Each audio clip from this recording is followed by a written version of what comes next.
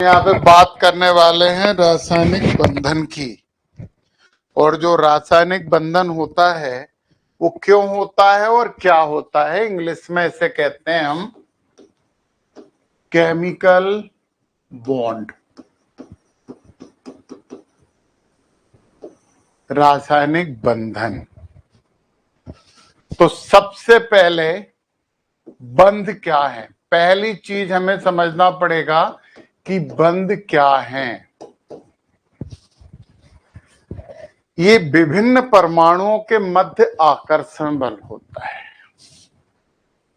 ये अणुओं तथा परमाणुओं के मध्य आकर्षण बल होता है।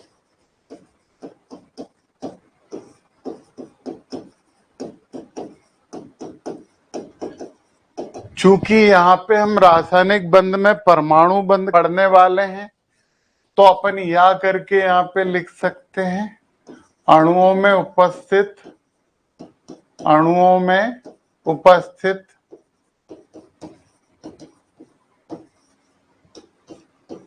परमाणुओं के मध्य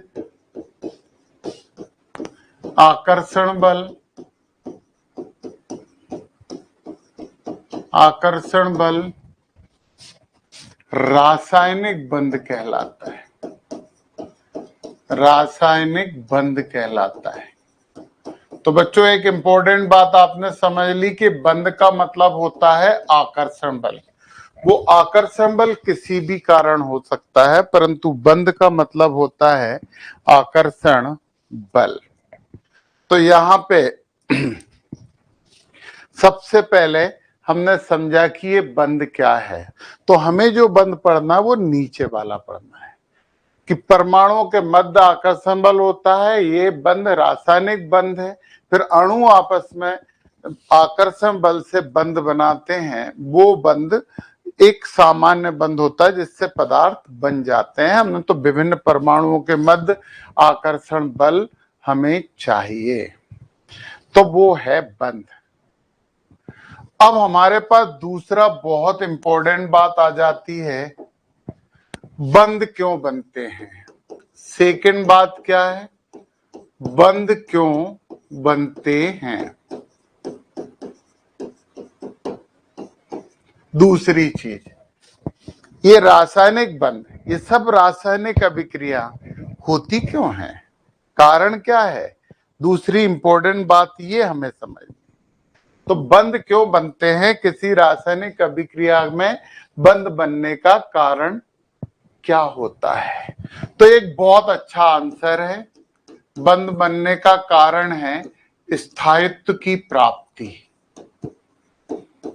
हर चीज स्थायित्व प्राप्त करना चाहती है, इसलिए रासायनिक बंध बनते हैं।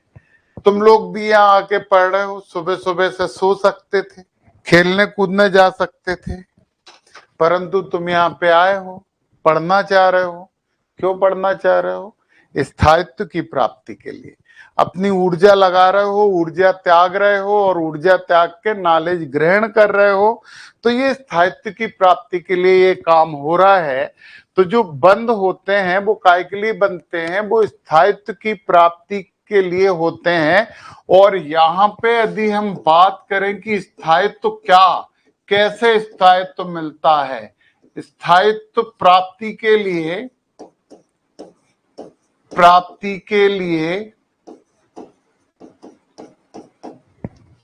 ऊर्जा त्यागी जाती है। स्थायित्व प्राप्ति के लिए ऊर्जा त्यागी जाती है। ऊर्जा त्याग कर स्थायित्व प्राप्त होता है।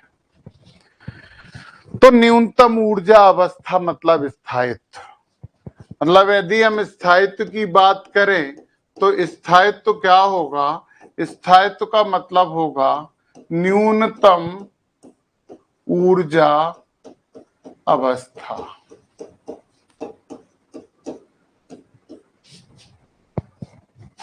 स्थायित्व का मतलब यही होता है। न्यूनतम ऊर्जा अवस्था मतलब ऊर्जा त्यागी जाएगी। स्थायित्व प्राप्त करने के लिए ऊर्जा त्यागी जाएगी तो स्थायित्व मिलेगा। तो जब बंध बनते हैं तो ऊर्जा ऊष्मा उत्सर्जित होती है। तो यहाँ पे हमारे लिए जो तीसरा एक इम्पोर्टेंट बात हम लिख रहे हैं वो बहुत महत्वपूर्ण है। रासायनिक बंधन कोई भूलेगा नहीं इसे।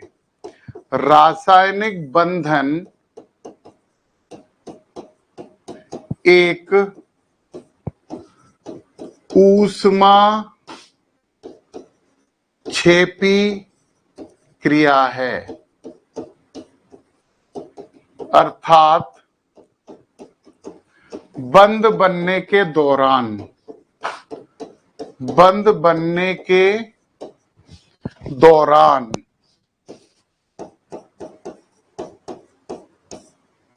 ऊष्मा यानी ऊर्जा, बंध बनने के दौरान ऊष्मा यानी ऊर्जा उत्सर्जित होती है।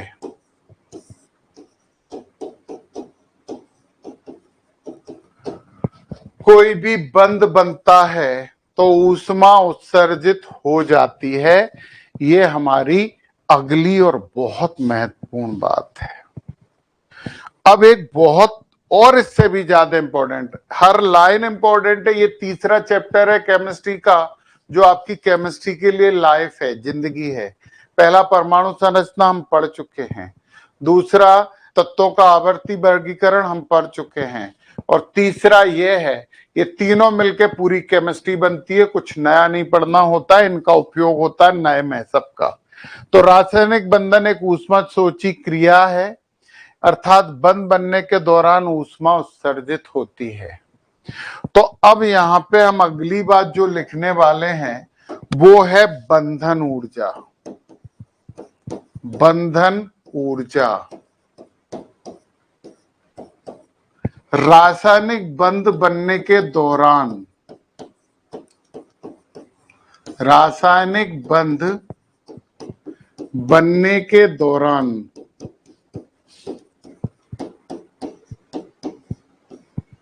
जितनी ऊर्जा उत्सर्जित होती है, जितनी ऊर्जा उत्सर्जित होती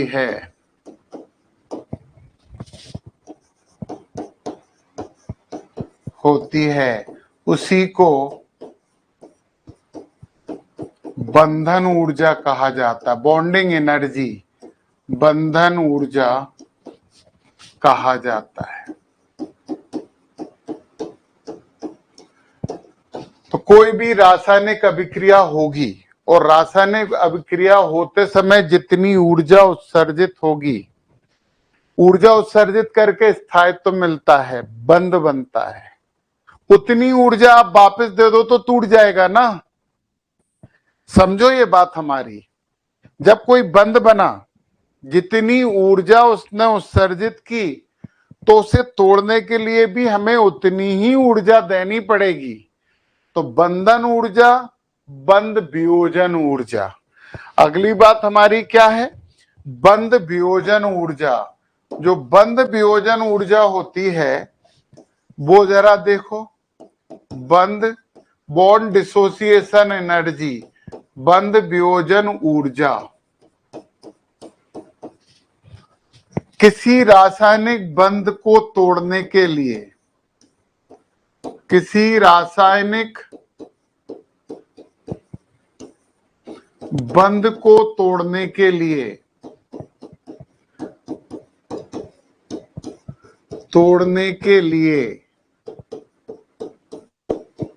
जितनी ऊर्जा की आवश्यकता होती है, जितनी ऊर्जा की आवश्यकता होती है, ऊर्जा की आवश्यकता होती है,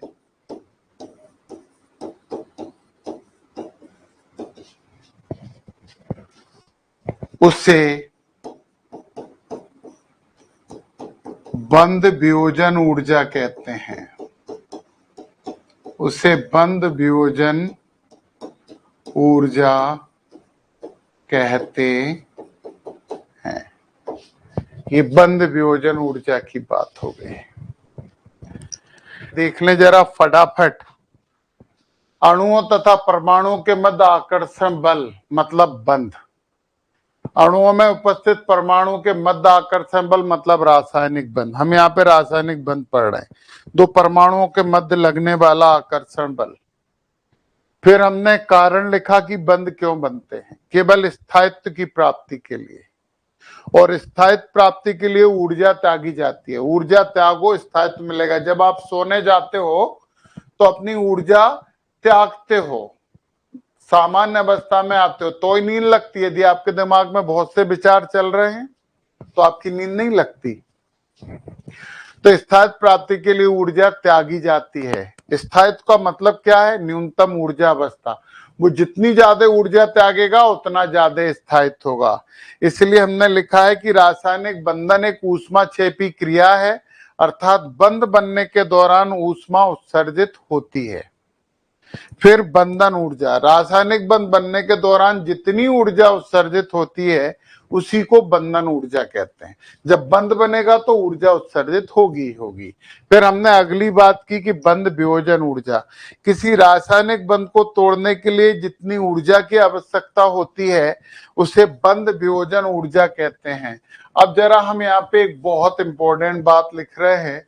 वो इंपॉर्टेंट बात ये है कि बंध वो बनने के दौरान, ये इंपॉर्टेंट है, बंध बनने के दौरान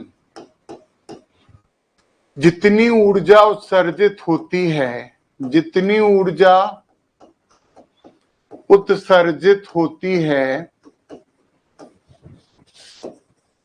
होती है बंध तोड़ने के लिए उतनी ही ऊर्जा की जरूरत पड़ती है, उतनी ही ऊर्जा की आवश्यकता पड़ती है। इसका मतलब क्या है? इसका मतलब ये है कि बंधन ऊर्जा हमेशा बंध वियोजन ऊर्जा के बराबर होगी। इसका मतलब ये है कि जो बंधन ऊर्जा है, बंधन ऊर्जा ये सदैव बराबर होने वाली है बंध वियोजन ऊर्जा के, बंध वियोजन ऊर्जा के।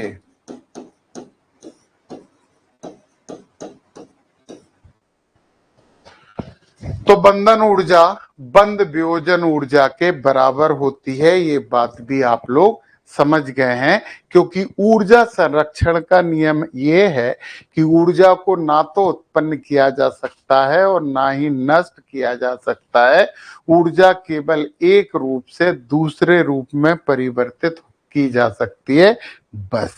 तो जब बंध बनते समय जितनी ऊर्जा उत्सर्जित होगी उतनी देके तोड़ दो, कम ज्यादा की जरूरत नहीं पड़ेगी, क्योंकि बंध बनते समय अलग ऊर्जा उत्सर्जित हुई, तोड़ने के लिए अलग जरूरत पड़ी। तो हम बार बार बंध बना के तोड़े और ऊर्जा को उत्पन्न आप शोषित करवा लें, ये असंभव है, क्योंकि ऊर्जा ना तो उत्पन्न होती है और ना ही ऊर्जा नष्ट होती है। तो बंधन ऊर्जा हमेशा बंध वियोजन ऊर्जा के बराबर होती है। अब परमाणु, अब हमारे पास अगला प्रश्न ये है कि जो परमाणु होते हैं वो स्थायित्व प्राप्त करने के लिए क्या करते हैं? स्थायित्व प्राप्त करने के लिए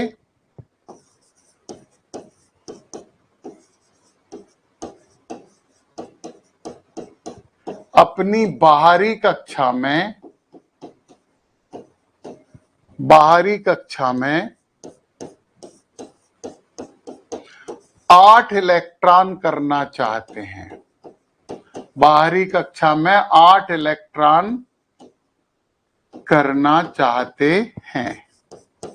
अब ये 8 इलेक्ट्रॉन तो व्यापक हो गया। हाइड्रोजन तथा हीलियम बाहरी कक्षा में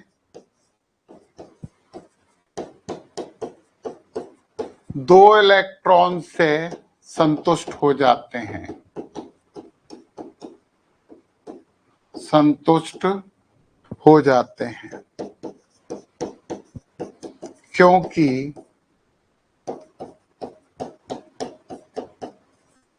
इनकी बाहरी कक्षा पहली कक्षा है, इनकी बाहरी कक्षा प्रथम कक्षा है, और प्रथम कक्षा में 2 से ज्यादा इलेक्ट्रॉन नहीं हो सकते।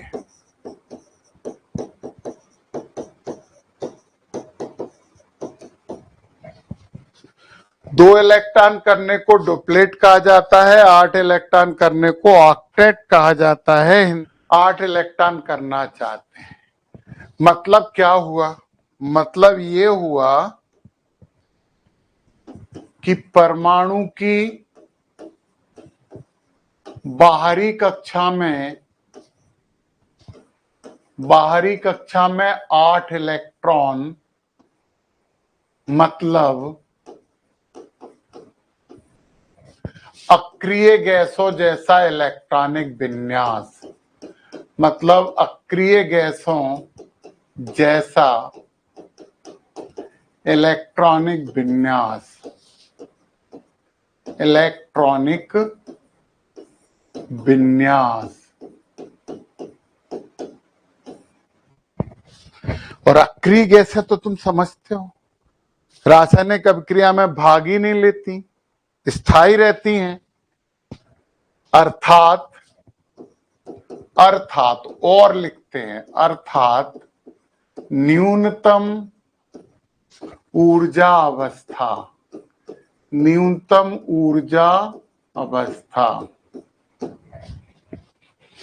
तो बाहरी कक्षा में 8 इलेक्ट्रॉन होने का मतलब है न्यूनतम ऊर्जा अवस्था, और आपको हम बता चुके हैं न्यूनतम ऊर्जा अवस्था का ही मतलब स्टेबिलिटी होता है, स्थायित्व। तो कोई भी परमाणु स्थायित्व प्राप्त करने के लिए बाहरी कक्षा में 8 इलेक्ट्रॉन करना चाहता है। हाइड्रोजन हीलियम 2 से काम चलाते हैं, इन्हें डुप्लेट कहते हैं, या अष्टक कहा जाता है। अष्टक पूर्ण करना मतलब क्या बोलते हैं? अष्टक पूर्ण करना। इसका मतलब क्या है? अष्टक पूर्ण करने का मतलब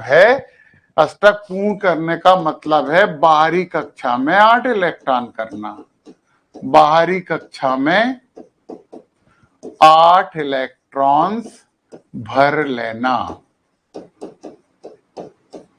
तो बाहरी कक्षा में अधिकतम इलेक्ट्रॉन 8 होते हैं। ये बात हमने बोर-बरी के अष्टक नियम से भी समझ लिया है। तो हम लिख भी देते हैं कि जो बाहरी कक्षा है, बाहरी कक्षा में अधिकतम 8 इलेक्ट्रॉन्स होते हैं। और जब कोई काम अधिकतम हो जाता है तो स्थायित्व तो मिल जाता है। आप अधिकतम 4 रोटी खा सकते हो, 4 रोटी खाने के बाद फिर क्या आप खाना खाने की प्रवृत्ति दर्शाओगे? नहीं दर्शाओगे, फिर आप खाना नहीं खाओगे क्योंकि आपका पेट भर गया है। ऐसे इनके बाहरी कक्षा में 8 इलेक्ट्रॉन हो गया तो इनका पेट भर गया। अब ये रासायनिक अभिक्रिया नहीं करेंगे, तो रासायनिक अभिक्रिया स्थायित्व प्राप्त करने के लिए करते हैं। और स्थायित्व प्राप्त कैसे होता है? स्थायित्व प्राप्त होता है बाहरी कक्षा में 8 इलेक्ट्रॉन करके। तो ये बात भी आप लोगों ने समझ ली है। तो बाहरी कक्षा में 8 इलेक्ट्रॉन करना मतलब स्थायित्व प्राप्त करना, मतलब बंधन, रासायनिक बंध का बनना। तो हम यहाँ पे नेक्स्ट पेज पे चलते हैं, और अब हम यहाँ पे बात करते हैं कि ये बाहरी कक्षा में 8 इलेक्ट्रॉन यानी स्थायित्व की प्राप्ति किस किस तरीके से कर सकते हैं, यानी रासायनिक बंधों के प्रकार। तो बाहरी कक्षा में 8 इलेक्ट्रॉन की प्राप्ति के लिए, हाँ, एक स्टेटमेंट लिख दें हम, बाहरी कक्षा में बाहरी कक्षा में 8 इलेक्ट्रॉन्स प्राप्ति के लिए कोई भी परमाणु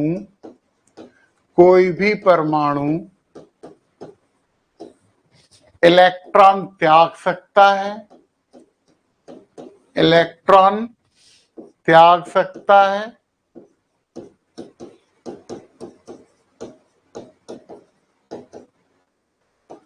या इलेक्ट्रॉन ग्रहण कर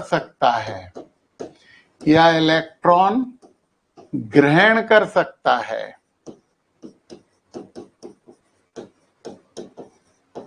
या इलेक्ट्रॉन साझा कर सकता है।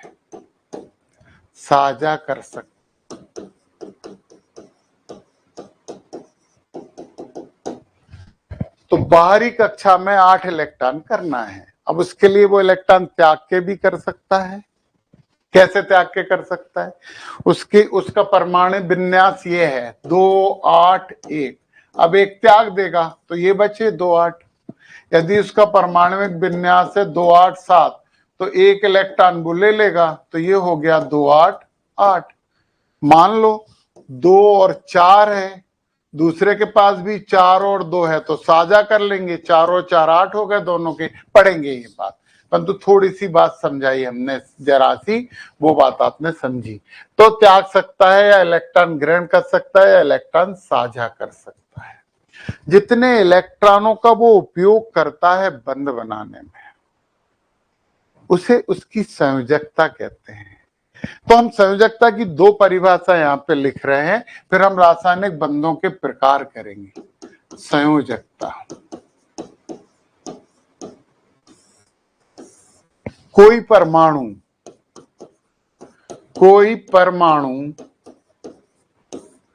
रासायनिक बंध बनाने के दौरान, रासायनिक बंध बनाने के लिए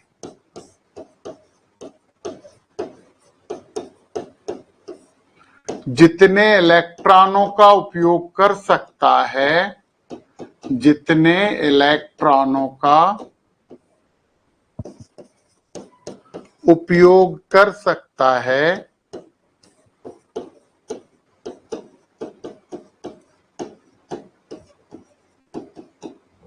उसी को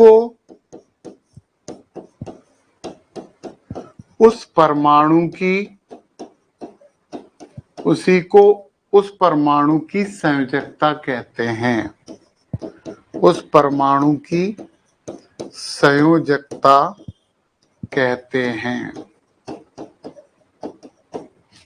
तो कोई परमाणु रासायनिक बंध बनाने में जितने भी इलेक्ट्रॉनों का उपयोग कर सकता है, उसी को उस परमाणु की संयोजकता कहते हैं। दूसरी परिभाषा सेकंड, एक और परिभाषा हम लिख रहे हैं। रासायनिक बंधन के दौरान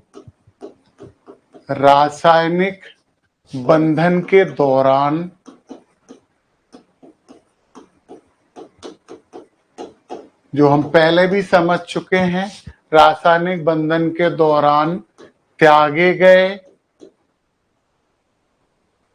या ग्रहण किए गए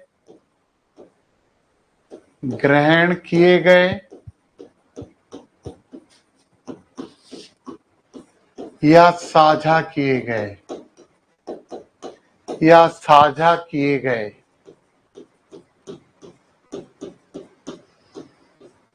इलेक्ट्रॉनों की संख्या ही उस परमाणु की त्रिज्या कहलाती है, उस परमाणु की संयोजकता कहलाती है। यहाँ पे परमाणु द्वारा लिख देते हैं, परमाणु द्वारा त्यागे गए या ग्रहण किए गए या साझा किए गए इलेक्ट्रॉनों की संख्या ही उस परमाणु की संयोजकता कहलाती है। ये महत्वपूर्ण बात है। अब आप ये बात समझ चुके हो। अब कितने बंध बन सकते हैं, अब हम बात करने वाले हैं रासायनिक बंधों के प्रकार। हम यहाँ पे 3 प्रकार के बंध अभी पढ़ रहे हैं, फिर 2 प्रकार के और पढ़ेंगे बाद में, परंतु मुख्यतः जो हम बंध पढ़ रहे हैं वो ये 3 प्रकार के बंध हैं जो हमें अभी पढ़ना है। तो हम यहाँ पे बात कर रहे हैं रासायनिक बंध। रासायनिक बंध नंबर पहला, इसे हम बोलते हैं वैद्युत संयोजी बंध। इसी को एक और नाम दिया जाता है, वो कहा जाता है आयनिक बंध। तो जो हमारा पहला बंध होता है वो वैद्युत संयोजी बंध होता है और इसमें इलेक्ट्रॉन त्यागे या ग्रहण किए जाते हैं। हम अभी पढ़ने वाले हैं आयन बनते हैं। परंतु जो दूसरे नंबर की बात हम कर रहे हैं ना, 90% केमिस्ट्री, 90% रसायन, ये दूसरे बंधों का रसायन होता है। ये कम होते हैं, तीसरा भी कम होता है। तो पूरी केमिस्ट्री का मतलब ये बीच वाले, इन्हें हम कहते हैं सहसंयोजी बंध। 90% केमिस्ट्री में ये ही बंध बनते हैं, सहसंयोजी बंध, कोवैलेंट बॉन्ड। इसका नाम ऐसे भी लिख दें हम, कोवैलेंट बॉन्ड। इसे हम बोलते हैं आयोनिक बॉन्ड, इलेक्ट्रोवैलेंट बॉन्ड। और तीसरे नंबर जो बंध बनते हैं, नंबर 3 के जो बंध होते हैं वो भी कम ही होते हैं। उन्हें हम कहते हैं उपसहसंयोजी, उपसहसंयोजी